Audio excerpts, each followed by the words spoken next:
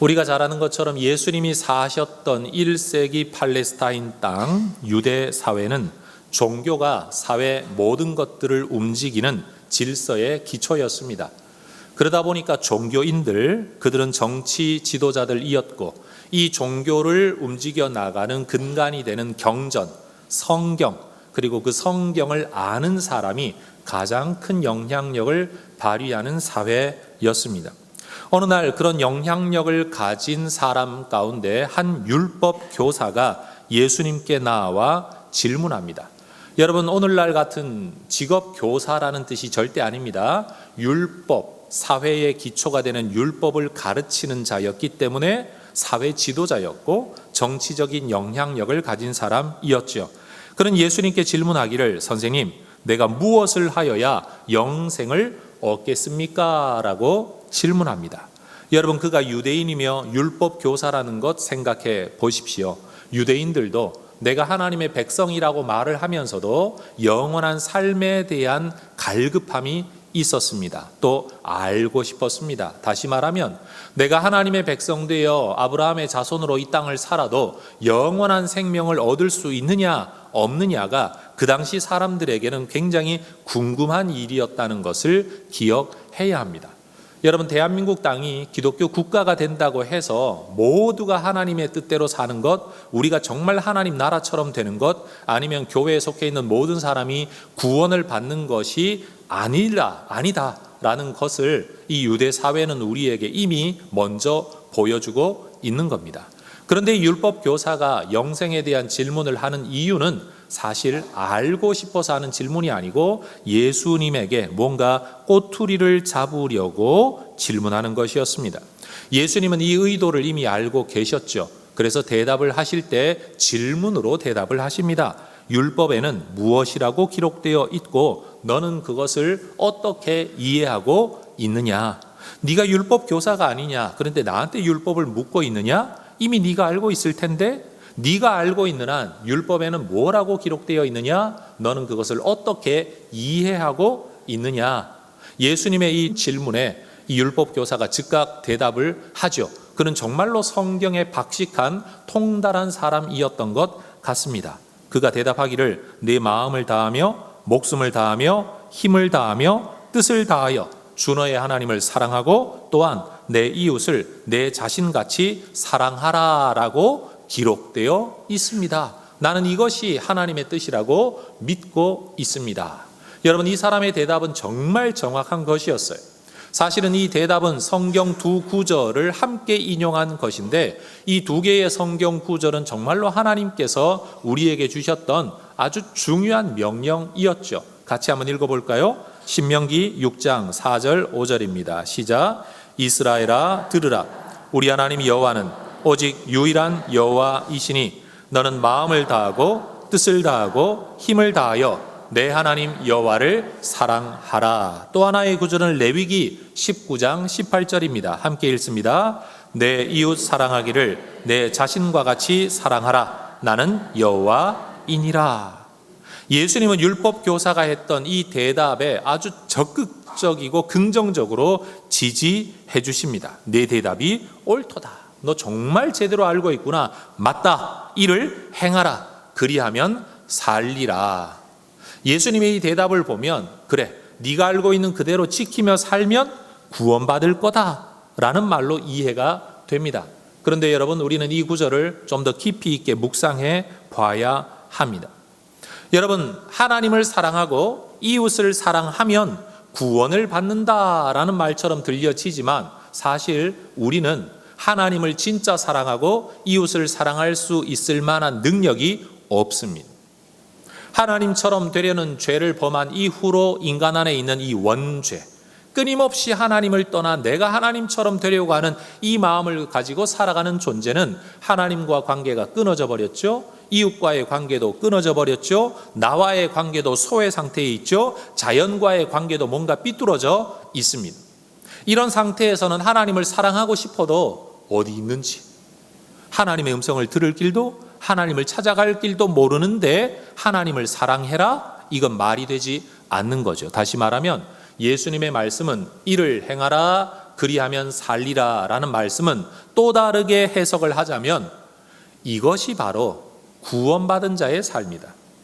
살아난 자는 이렇게 살아가는 거다. 우리 예수님이 이렇게 말씀하고 계시다는 거예요.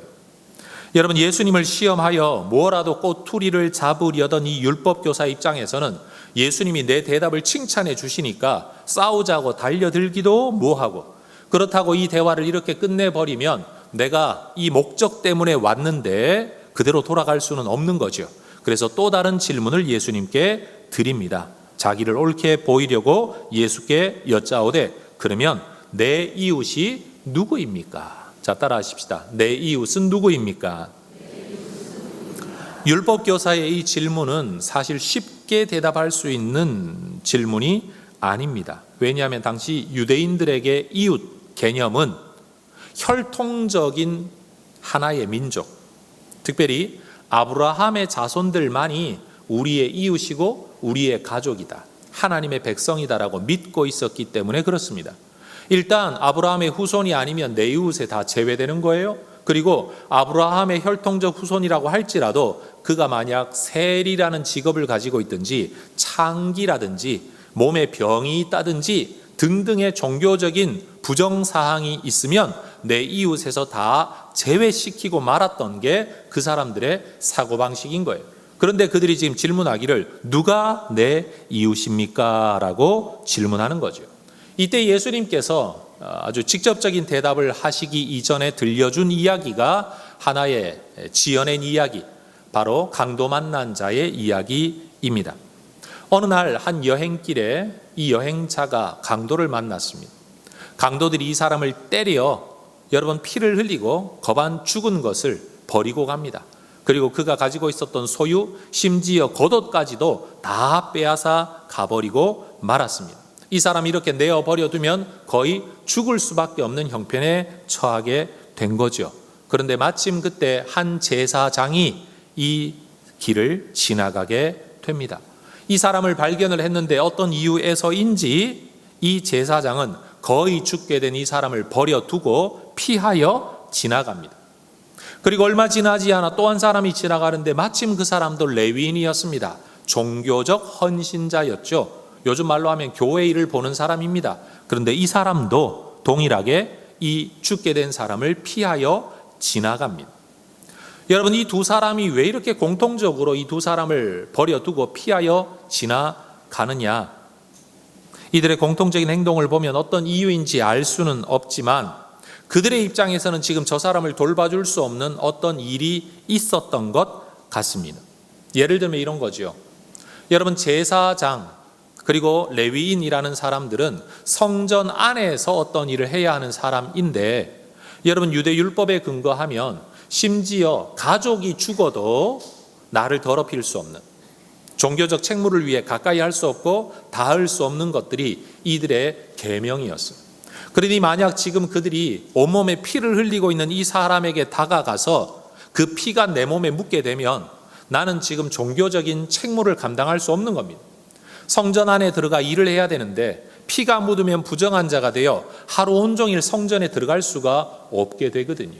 그러니까 눈앞에 어떤 일이 있는데 그 일을 못하게 된다는 거죠. 그러니 여러분, 우리가 이 두 사람을 옹호하고 이해하는 입장에서라도 이 상황을 설명을 해보면 그들은 자기들이 해야만 했던 어떤 일 때문에라도 지금 이 사람을 돌볼 수 없는 처지였던 것 같습니다. 그런데 마침 그곳에 지나가는 또 한 사람이 있었는데 그는 사마리아 사람입니다. 사마리아 사람은 유대인들 입장에서는 이웃이 아닙니다. 왜냐하면 남의 나라에 여러분 속국으로 사는 동안 혼혈이 되어져 버려가지고 유일한 하나님의 백성들 안에 들어올 수 없는 사람이라고 치부받고 있었던 사람입니다. 그런데 이 사람이 지나가는 길에 이 강도 만난 자를 봅니다.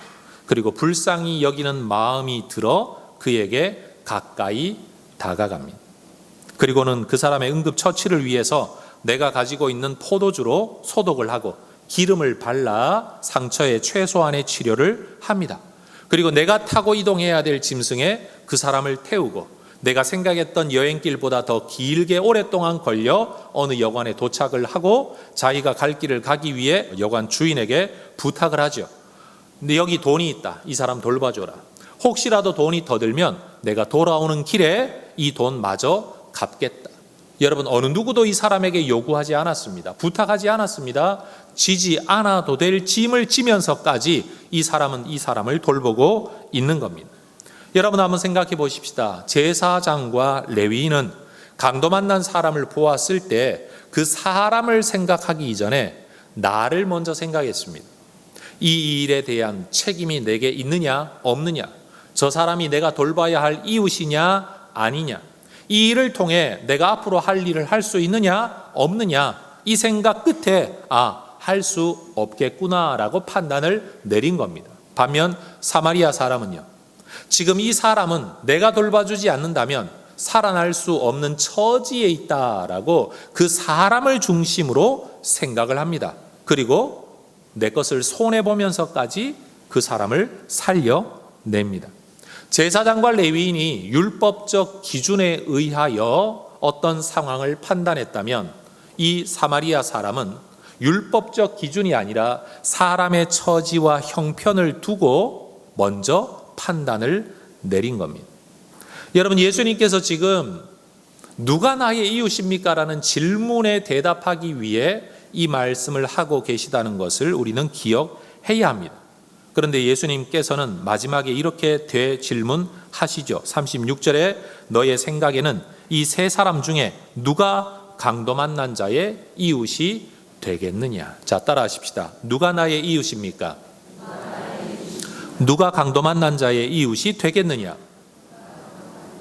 네, 이것도 따라하세요. 다시요. 누가 강도 만난 자의 이웃이 되겠느냐? 여러분, 나의 이웃을 질문하는 사람들에게 예수님은 너의 이웃 말고 강도 만난 자의 이웃이라는 질문을 하고 계세요. 그리고 사람들은 질문하기를 누가 나의 이웃입니까? 존재적 질문이죠. 그렇게 태어났고 그런 자격을 가지고 있는 사람이 누구입니까? 입니까? 라고 질문할 때 예수님은 누가 될 것이냐, 선택의 문제로 질문하고 계십니다. 여러분, 똑같은 상황이지만 사람들이 가지고 있는 생각과 예수님이 가지고 계신 생각, 접근 방법이 굉장히 달랐습니다. 이 예수님의 질문에 율법 교사도 보편적 상식을 가진 사람이기 때문에 상황 판단이 가능하죠. 자비를 베푼 사람 아니겠습니까? 그러자 예수님이 대답하십니다. 가서 너도 이와 같이 하라. 그게 바로 구원받은 자의 삶이다. 그게 바로 영생의 길이다라고 대답하신 겁니다. 여러분, 잠시 지난 설교로 한번 돌아가 보십시다. 하나님의 은혜의 자원에서 떠나버린 사람들, 우린 이들을 뿌리 뽑힌 나무라고 불렀습니다. 뿌리 뽑힌 나무처럼 살아가는 사람들의 삶의 특징이 뭡니까? 내가 하나님의 피조물로 만들어졌는데 하나님은 내 모든 삶의 자원을 공급해 주겠다고 약속하셨는데 하나님을 떠나 살겠다고 생각하는 결단하는 순간부터 하나님의 은혜의 자원이 내게서 끊어져 버리고 말았습니다. 그러고 나자 내가 살기 위해서 남의 것이라도 빼앗아 내 안에 저장을 해야 하루라도, 이틀이라도, 한 달이라도 내가 더 연명할 수 있는 겁니다. 여러분, 뿌리 뽑힌 나무의 삶의 특징은 남의 것을 빼앗아서라도 내 자원을 챙기는 겁니다. 그래야 사는 겁니다. 이 땅을 살아가는 우리의 삶의 모습이 그렇지 않습니까? 교회를 다니든 다니지 않든 우리가 자녀들에게 이런 말 잘합니다. 야, 세상이 그렇게 호락호락한 줄 아냐? 세상은 너를 잡아 먹으려고 달려든다. 절대 빼앗기면 안 된다. 두 눈 부릅뜨고 네 코 베어가는 세상이다. 뺏기지 않아야 된다. 할 수만 있다면 남의 것을 빼앗아서라도 네가 먼저 살 수 있어야 된다. 이 세상은 전쟁터다. 여러분, 우리는 자녀들에게 이 세상을 그렇게 가르치고 있습니다. 그것은 사실입니다. 정말로 하나님 떠난 세상의 삶의 원리가 그러합니다. 그런데 하나님께서 우리에게 원하시는 삶, 여러분, 하나님이 우리에게 주려고 하셨던 삶은 원래 그것이 아닙니다. 그러나 뿌리 뽑힌 나무와 같은 인생이 그렇게 살아갈 수밖에 없는 이유는 그것 말고는 살 길이 없기 때문입니다. 세상에 어느 누구도 내 삶의 안녕을 지켜주지 못하기 때문에 내가 살기 위hen 남을 죽여서라도 내 것을 챙겨야만 되는 거죠.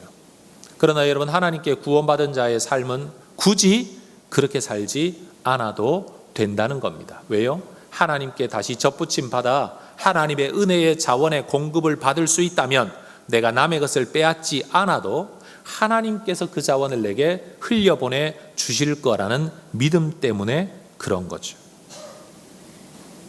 여러분, 지금 이 질문을 하고 있는 이 유대인 율법 교사, 그리고 예수님의 이야기에 나오는 제사장과 레위인은 최소한은 남의 것은 빼앗지 않는 삶을 살아가고 있었습니다. 왜냐하면 그것이 율법이었으니까요. 그렇게 살면 안 된다는 걸 알고 있었으니까요. 그러나 그들의 구원 개념, 그들의 율법 개념은 뺏으면 안 된다는 데까지는 와 있었지만 하나님이 내게 주시는 은혜로 사람을 살리고 세상을 살리는 데까지는 가고 있지 못했습니다. 뺏으면 안 된다는 말은 지키고 있었지만 사랑하고 섬기라는 데까지는 가고 있지 못했다는 겁니다. 자신들을 하나님의 백성, 그리고 그 하나님의 백성의 대표적인 인물이라고 여겨지는 제사장, 레위인, 그리고 율법 교사, 그들은 구원받은 자의 삶, 그리고 구원의 길을 율법에서 찾고 있었습니다. 조항에서 찾고 있었습니다. 어떻게 하면, 뭘 지키면, 어느 정도 지키면 구원 얻는 거냐, 어느 정도 지켜야 하나님 나라의 삶을 살아갈 수 있는 거냐라고 질문하고 있는 겁니다. 그들은 율법 조항을 지키려고 정말 피눈물 나는 노력을 했던 대단한 사람들입니다. 결코 만만하게 사는 사람들이 아닙니다. 여러분, 지금도 유대인들이 살아가는 삶의 모습을 한번 보십시오. 정말 철두철미합니다. 그런데 그들이 자기들이 가지고 있는 종교적 신념과 율법에 대한 이해를 지키면 지킬수록, 고집하면 고집할수록 그들은 하나님과 점점 멀어지고 있었습니다. 여러분, 이들 예수님 당시에 이런 사람들에 대한 예수님의 평가가 무엇인 줄 아십니까? 마태복음 23장 13절에 화 있을진저 외식하는 서기관들과 바리새인들이여, 너희는 천국 문을 사람들 앞에서 닫고 너희도 들어가지 않고 들어가려 하는 자도 들어가지 못하게 하는도다. 이 예수님의 말씀에 근거하면 이 종교 지도자들은 구원 못 받는다는 말입니다. 너도 구원의 문에 들어가지 못하고 다른 사람들도 구원의 문에 들어가지 못하도록 가로막고 있는 사람들이다 라고 말하고 있다는 겁니다. 여러분, 이 말씀은 정말 두렵지 않습니까? 오늘날 교회를 다니는 사람들을 향해 예수님께서 이 말씀을 하실 수도 있다라는 걸 우리는 생각해야 합니다. 자기도 구원의 문에 들어가지 못할 뿐만 아니라 다른 사람도 구원의 문에 들어가지 못하게 가로막고 있는 사람들. 누가 그런 사람들입니까? 예수님 시대 율법에 매여 있었던 사람들처럼 오늘날에도 신앙이 있다고 말하는 사람들 중에는 하나님 사랑, 사람 사랑 또는 신앙에 대하여 이야기하면 그것이 하나님을 향한 감동, 자발성 또는 사랑, 충만한 은혜 때문이 아니라 어느 정도를 지켜야 합니까? 라고 조건을 따지는 사람들이 있다는 겁니다. 내가 구원을 받으려면 어느 정도 짐을 져야 됩니까? 어느 정도 책임을 져야 합니까? 어느 수준까지 가야 됩니까? 라고 우리 모두가 질문하고 있다는 거예요. 예배 시간은 어느 정도여야 합니까? 헌금은 어느 정도 해야 합니까? 봉사는 어느 정도 해야 합니까? 굳이 그래야 합니까? 이 모든 질문을 하는 사람의 이면 마음의 의도에는 뭐가 있느냐? 꼭 해야 할 수준까지는 하겠지만 그 이상은 하고 싶지 않다는 것 아닙니까? 그럼 여러분 한번 생각해 보십시오. 도대체 몇 시간 예배를 드리면 구원을 받을 수 있을까요? 그럼 1시간 예배를 드리면 구원받는다고 가정을 해보십시다. 그러면 1시간 예배를 어느 정도 집중해서 드리면 구원받을 수 있을까요?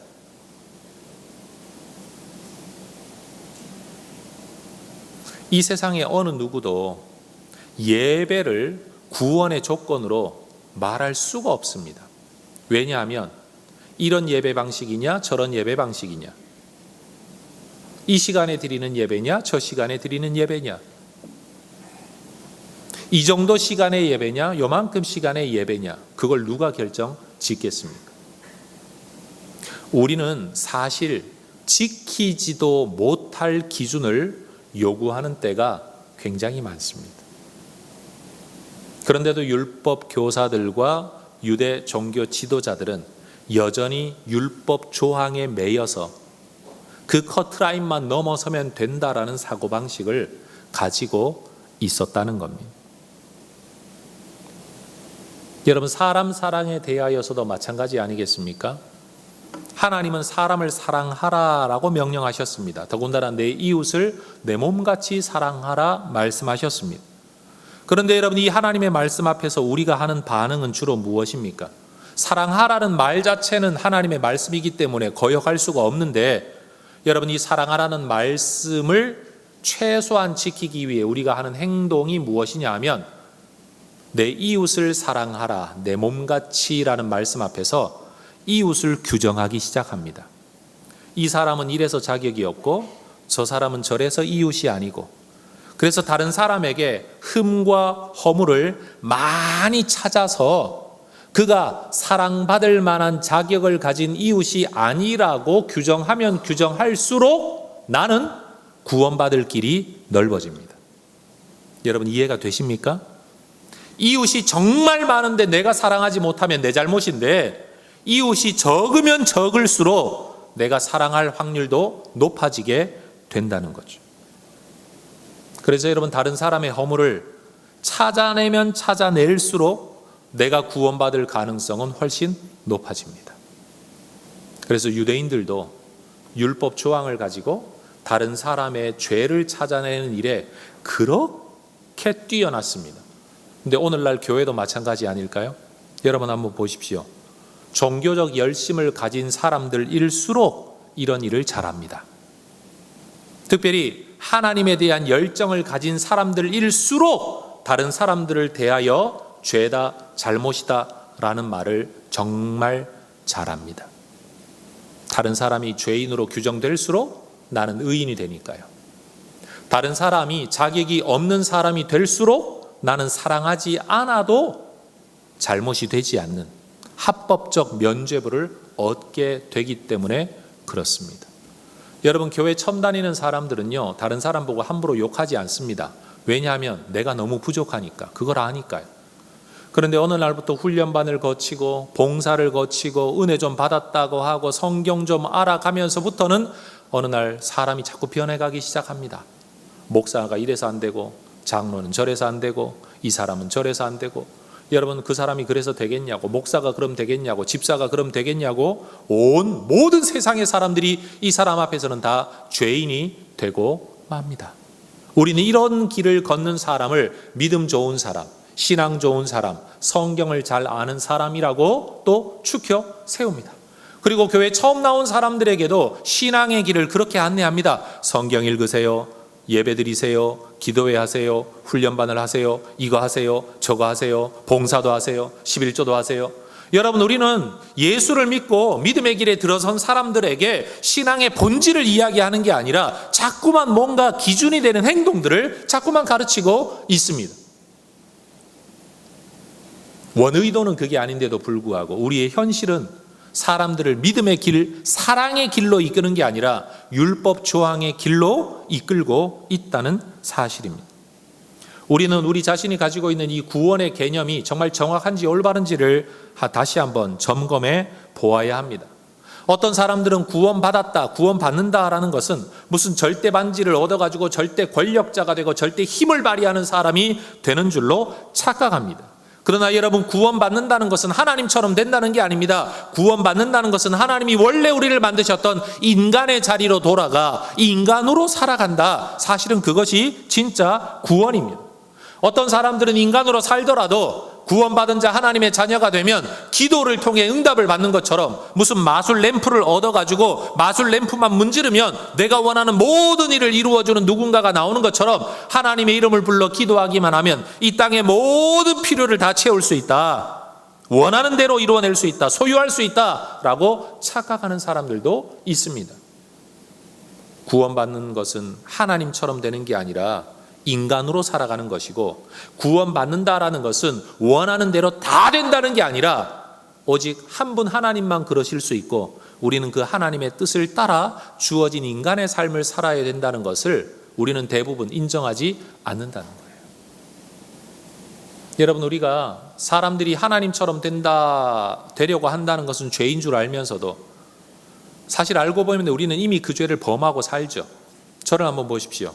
여러분이 일을 하면 반드시 성공해야 합니까? 일을 하면 반드시 이루시는 분은 하나님밖에 없습니다. 그런데 우리는 일을 하면 반드시 이루어져야만 된다라고 생각을 하고 살아갑니다.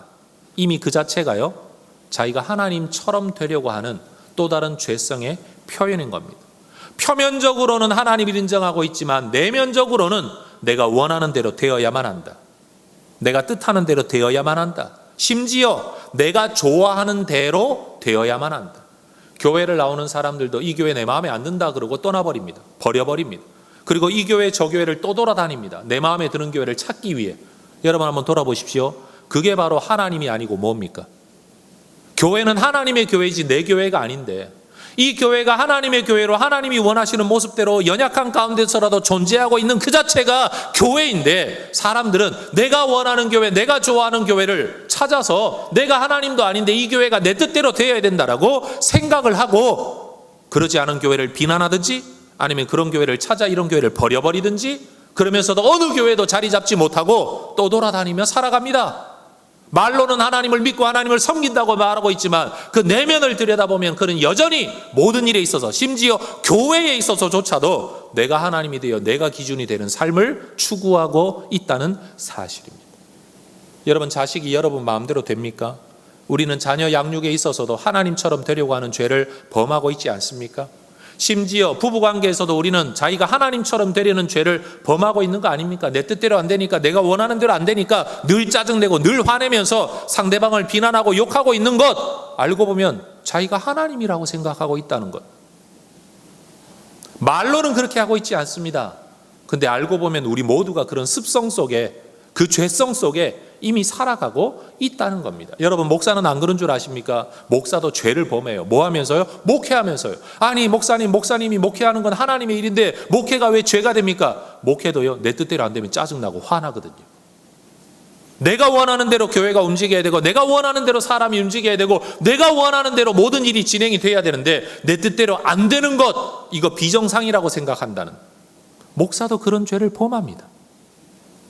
알고 보면 우리는 모두가 하나님처럼 되어야 된다는 사고방식 속에 이 땅을 살아가고 있다는 거죠. 여러분, 그런 점에서 구원을 나무에 비유하자면, 죽음이 뿌리 뽑힌 나무라면 생명은요, 땅에 뿌리 내린 나무 아닙니까? 구원받은 삶이라는 것은 하나님께 뿌리를 내렸다라는 뜻입니다.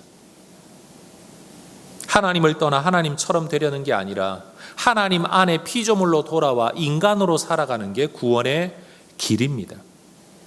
여러분, 나무는 걸어 다닐 때 나무가 아니라 한 자리에 뿌리를 내릴 때 그게 진짜 나무인 것입니다. 그래서 신앙인이 된다라는 것은 하나님께 뿌리 내린 생명이 된다는 것이고, 신앙이 자란다라는 것은 하나님께 뿌리 내린 상태에서 하나님이 주신 자리, 하나님이 주신 만남, 하나님이 주신 모든 한계 안에서, 그 안에서 성장해 간다, 자라난다, 바로 그 뜻을 가지고 있다는 거죠. 그런 삶 속에서 하나님을 향해서는 하나님께 의존되어지고, 하나님께 말 그대로 빨대를 꽂듯이 정말 하나님께 뿌리를 내려 하나님의 은혜로 살아가며 하나님께 예배하는 존재가 되는 것. 사람에 대하여서는요, 너와 내는 다 죄인이다, 우리는 서로 의존되어 서로 도와야만 살아갈 수 있는 존재이다, 그렇게 서로를 사랑하며 살아가는 것이 구원의 길이라는 겁니다. 신앙은 율법 조항을 잘 지키는 게 아니고 하나님과 더 깊은 관계, 사람과 더 깊은 관계를 맺는 것, 하나님을 더 사랑하고 사람을 더 사랑하게 되는 것, 그게 바로 신앙의 길이라는 겁니다. 여러분, 우리는 계명과 사랑을 상반되고 상충되는 어떤 의미라고 생각을 하지만 우리 예수님에게서는요, 사랑과 계명은 부딪히는 개념이 아니라 사랑하라는 계명을 주셨고 이 계명을 지키는 것이 곧 사랑하는 것이다 라고 말씀을 하셨다는 겁니다. 마태복음 22장 37절에서 40절에 이런 말씀이 있습니다.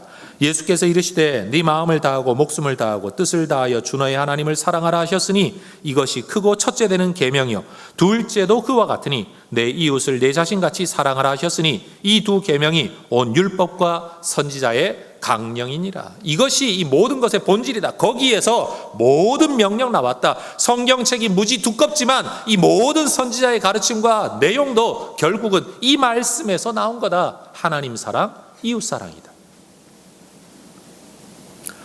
아마 운전을 하고 다니시는 분들은 누구나 가지고 계신 마음이겠지만 저도 운전을 하는 사람으로서 언제 어떤 사고를 낼지도 모르겠다, 당할지도 모르겠다라는 불안함이 있습니다. 여러분도 그러시죠? 여러분, 저는 목사로서 하나님 앞에 가끔씩 이런 기도합니다. 하나님, 내가 이 동네에서 운전하다가 사고를 당할지언정 절대 사고를 내지 않게 해주십시오.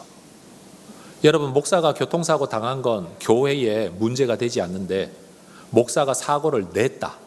그것도 해화동에서 해성교회 담임 목사가 누구를 치였다더라.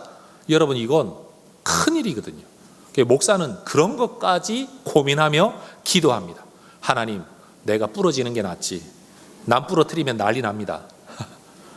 그러다 보니까 여러분, 운전하는 사람은 누구나 지나가다가 사고 난 사람들을 보면 아이고 어떡하나, 뭐 내가 사고 안 나서 좋다라고 생각하는 사람도 있겠지만 아이고 저 사람 얼마나 지금 마음이 콩닥콩닥 뛸까. 특히나 여성 운전자들이 사고를 내고 나면요 넋이 나가가지고 그냥 멍하게 앉아있는 분들 가끔씩 보지요. 그런 상황을 생각을 하면 사고 났을 때 서로가 다 얼마나 마음이 불안하고 불편하겠냐, 그냥 좋게 잘 해결하면 얼마나 좋을까라고 생각을 하지만 정작 사고 나면 어떻게 됩니까? 싸웁니다. 큰 소리 냅니다. 내가 덜 잘못했고 네가 더 잘못했다라고 난리가 납니다. 여러분, 사람들은 다 사고에 대한 불안함을 가지고 나지 않기를 원하고 사고 난 사람들을 보면 불쌍히 여기는 마음도 있는데 정작 내가 그 당사자가 되면 사랑으로 배려하며 이해하며 반응하지를 못합니다. 당장의 이해관계가 충돌되는 자리에 딱 들어가면 인간이 얼마나 죄인인가가 드러나게 되지요. 저는 이 교통사고 같은 상황을 생각을 해보면 여러분이 강도 만난 자의 상황에다 한번 빗대어 보세요. 누가 사고 내고 싶어 내겠습니까? 누가 남의 차를 쥐어받고 싶어 쥐어받겠습니까? 그런 의도는 없습니다. 그런데 실수하거나 깜빡 잘못하거나 판단력이 흐려지면 그런 일이 일어납니다. 여러분, 강도 만난 사람은요 태어나면서부터 강도 만났던 건 아닙니다. 강도 만나고 싶어 만난 것도 아닙니다. 얻어받고 싶어 얻어맞던 것도 아닙니다. 죽을 만큼 나도 얻어받고 싶다 그래서 이렇게 된 거 절대 아닙니다. 살다 보니 어쩌다 보니 뜻하지 않게 이런 자리에 오게 된 겁니다.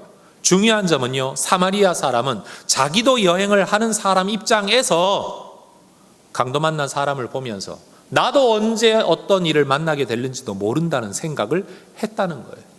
특별히 이 사람은 지금 누가 도와주지 않으면 죽을 수밖에 없다는 그 상황을, 그리고 나도 저렇게 될 수 있다는 상황을 그는 생각을 했다는 겁니다.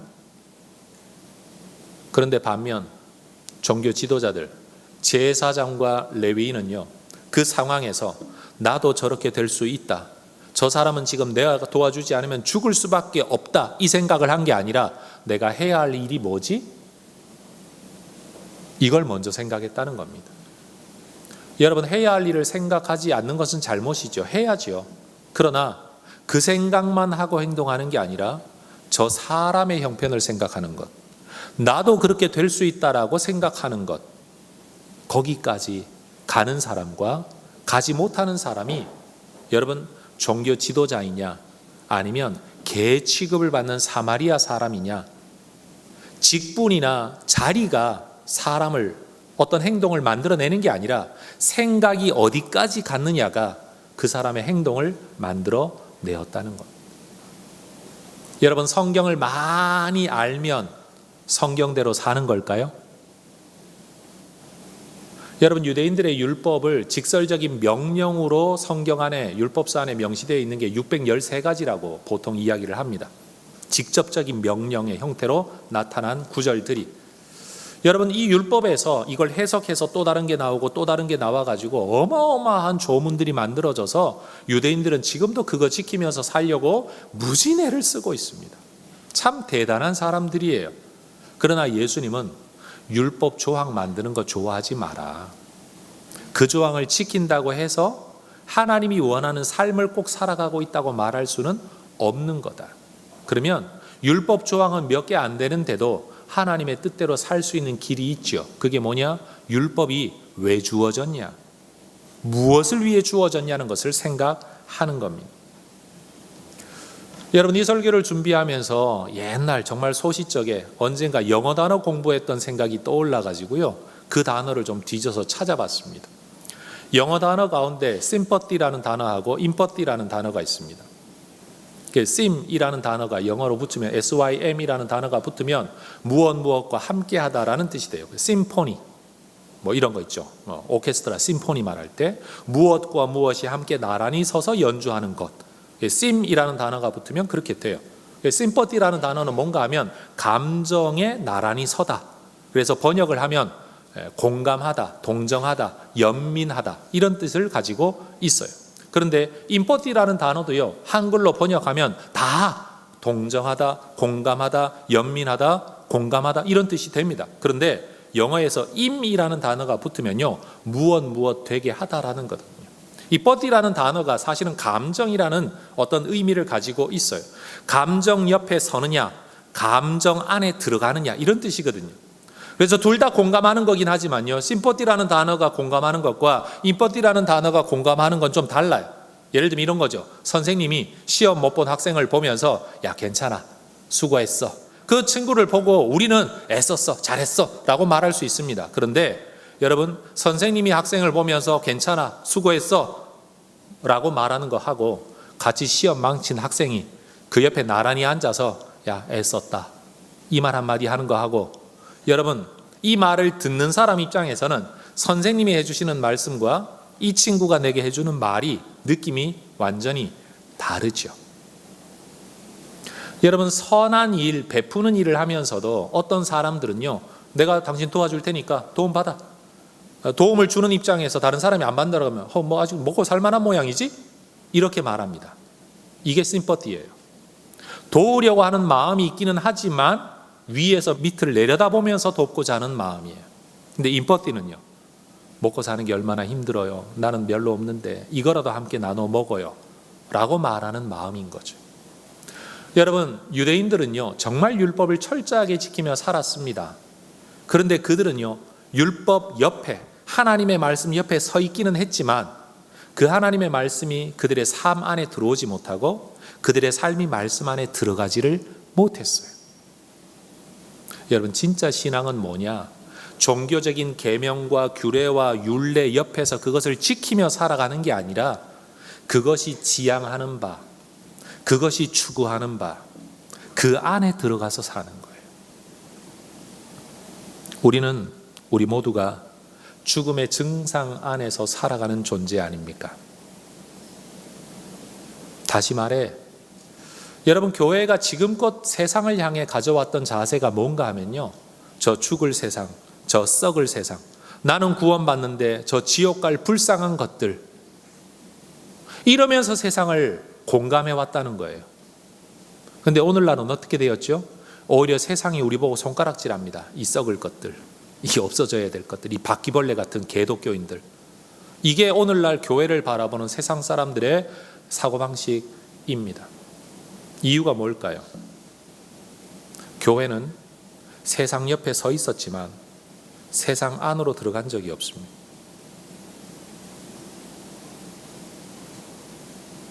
우리는 하나님의 말씀을 지켰지만 사람들의 마음 안으로 들어가지를 못하는 겁니다.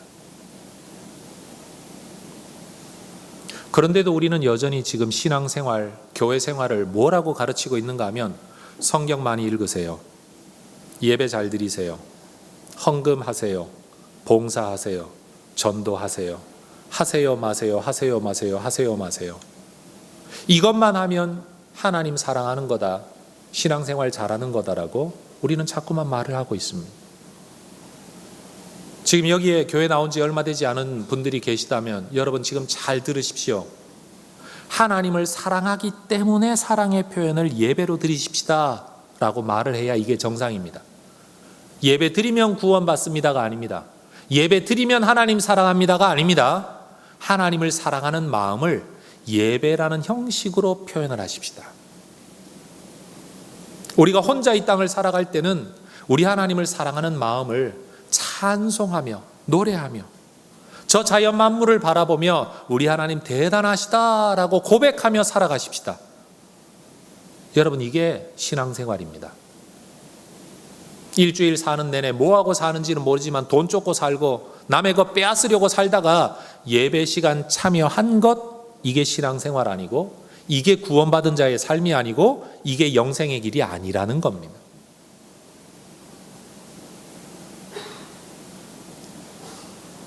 우리가 죄인인 인간이다라는 사실을 인정할 때 여러분, 우리는 좀 더 인간다워지고 좀 더 인간다워짐으로써 우리는 좀 더 신앙인다워질 수 있다라고 저는 믿습니다. 그런 면에서는 세상에서 흔히 하는 말, 먼저 인간이 되라 라는 말은요, 우리 신앙인들에게도 진리인 것 같습니다. 거기에 붙여야 될 게 있겠죠. 원래 하나님이 만드시고 의도하셨던 그 인간의 자리로 먼저 돌아가야 된다. 네가 제사장이, 레위인이, 율법 교사라는 게 중요하지 않다. 신앙의 삶이라는 건 어떤 지켜야 할 규례와 규정과 조항을 가지고 다른 사람에게 잣대로 들이대면서 합격점이다, 불합격점이다라고 말하는 게 아니라 우리가 하나님을 더 자발적으로 뜨겁게 사랑하게 되는 것, 함께, 그리고 너와 내가 함께 있으므로 우리가 서로를 더 사랑하게 되는 것. 이 사람은 이래서 걸러내고 저 사람은 저래서 걸러내는 게 아니라 저 사람은 저런 대로 이 사람은 이런 대로. 사실 나이가 들면서도 부부관계를 가만 보면요, 평생 같이 살 사람, 나중에는 동지애로 산다면서요. 사랑이 아니라 동지애로 산다고 그러던데, 여러분 어쨌든 평생 살면서 사랑해야 될 한 사람에 대하여서도 우리는 흠잡기에 바쁩니다. 하나님의 은혜로 구원받은 우리가 이 땅을 사는 동안에 마치 자기는 죄도 안 짓는 것처럼, 마치 자기는 어떤 어려운 일도 당하지 않을 것처럼, 여러분 우리가 그렇게 살아가는 때가 얼마나 많습니까? 여러분, 혜성교회에는 어려운 일이 앞으로 있을 수 있을까요? 있을 수 없을까요? 혜성교회도 분란이 있을 수 있을까요? 없을까요? 의견 대립이 있을 수 있을까요? 없을까요? 여러분, 싸우는 교회 손가락질하면서 야 그것도 교회냐? 우리 교회 와라. 이러면 안 됩니다. 힘들어하고 있는 교회를 옆에 놓고 야 그런 목사님이 목사님이냐? 우리 교회 와. 우리 목사님 멋져. 언젠가는 우리 목사님 때문에 시험 들어 떠나는 날도 오게 될 겁니다. 그게 사람이니까요. 여러분, 옆에 교회가 어려움 겪고 있는 걸 우리 교회가 성장할 기회라고 기뻐하는 그게 교회입니까? 세상 사람들은요, 남의 것을 빼앗아서라도 나를 채워야 되기 때문에 남이 안 될 때 박수 칩니다. 왜냐하면 내가 잘 될 기회니까요. 그러나 구원받은 자, 하나님의 백성이 된 사람들은요, 여러분 다른 사람이 아파하는 걸 보면 나도 저 문제로 아파해 봤는데, 나도 언젠간 저런 문제로 아파하게 될 텐데, 여러분 그 마음을 가지고 여러분 다가가 주는 거죠. 그러고 사는 게 신앙이라는 겁니다. 저는 여러분들이 교회 일에만 열심 내고 충성하는 사람 되지 말고 인간답게 살고 사람답게 살아가는 그런 성도들 되시기를 축복합니다. 목사 앞에만 와서 살랑살랑거리고 뒤로 돌아가가지고는 온갖 욕을 다 하고 돌아다니며 관계 깨뜨리는 여러분 그런 잡사들과 집사도 아니에요. 그런 사람들은, 여러분 그런 사람들이 교회 안에 얼마나 많고, 그것을 괜찮은 신앙이라고 내어버려 두는 교회가 또 얼마나 많습니까? 우리 자녀들에게 예배만 드려라, 라고 가르치는 자체가 얼마나 어긋난 길로 아이들을 인도하는 겁니까? 예배 시간만 가면 용돈 주겠다. 여러분, 그건 신앙이 아닙니다. 네가 정말 하나님을 사랑하는 것을 너는 어떻게 표현을 할 거냐? 하나님 살아계신 그분을 하나님이라고 인정하는 걸 네가 어떻게 해야 되냐? 원론부터 이야기를 해야 되는 거지. 여러분, 애들 예배 빠지지 않게 만들기 위해 온갖 인간의 방법을 동원하고 있는 그것이 아이들을 율법인으로 만들어가고 있다는 것을 우리는 기억해야만 한다는 겁니다. 성도 여러분, 우리 모두가 정말로 하나님을 더 사랑하게 되고 사람을 더 잘 사랑하게 되는, 공감하게 되는 그런 진짜 신앙인들 되기를 소망합니다.